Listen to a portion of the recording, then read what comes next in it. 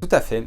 Ça a commencé en 1977. Mon père, qui était cuisinier dans un restaurant parisien, s'est installé en fait et a commencé petit à petit à faire des petites réceptions pour des personnes qu'il connaissait.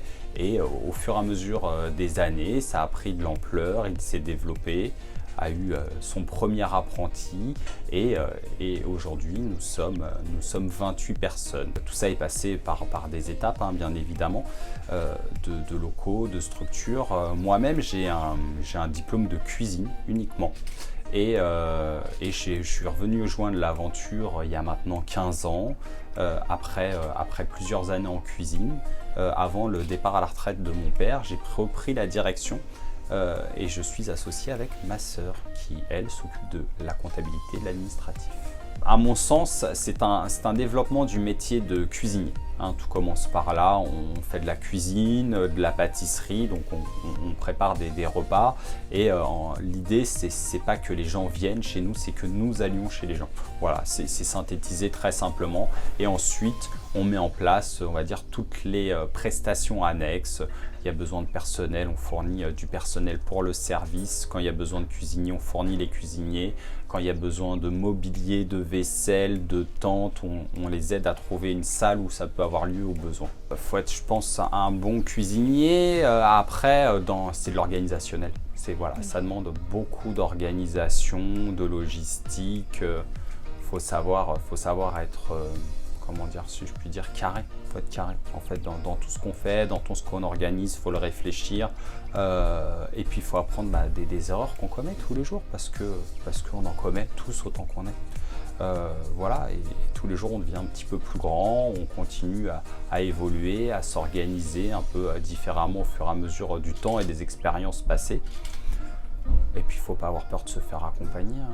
Moi je ne suis pas tout seul, hein. J'ai 28 personnes qui travaillent avec moi, mais elles travaillent pour moi, mais elles travaillent pour elles surtout. Et on travaille tous ensemble au final. Il y a plusieurs accès possibles. Il y a l'accès marketing, économique, commercial. Il y a beaucoup de gens qui sont lancés dans ce métier sans avoir de connaissances culinaires, qui sont passés par une voie marketing, commerciale et qui ont ouvert une structure de traiteur sur de l'organisationnel, sur de la relation et de la vente. Nous, on est arrivé par le côté, on va dire, plus technique, où on était cuisinier et on a mis à profit notre talent, notre expertise de ce métier. Moi, j'ai commencé à 15 ans et demi à travailler dans des équipes de cuisine niveau management. Autant vous dire que c'est pire que l'armée, mais c'est formateur. C'est formateur, on apprend plein de choses, on apprend à relativiser et in fine, aujourd'hui, j'ai plus de problème de management. Le problème, c'est de trouver voilà, des cuisiniers sérieux. Aujourd'hui, c'est un métier où il y a de la place pour les gens qui ont envie. Quand on est jeune, il faut se donner en fait. Faut pas avoir peur de sacrifier un peu de son temps dans ce métier qui va nous permettre d'apprendre justement les compétences qu'on pourra monnayer quand on sera plus grand. On travaille avec des écoles de cuisine, donc on ne prend pas des apprentis tous les ans, mais on en prend de façon régulière. Il n'y a pas très longtemps, on en a eu 4, dont un apprenti handicapé.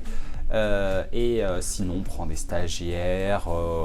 Aujourd'hui, je suis en relation avec un SECPA de Saint-Denis, justement, pour pouvoir avoir des très jeunes, voir si c'est une orientation qui puisse leur convenir.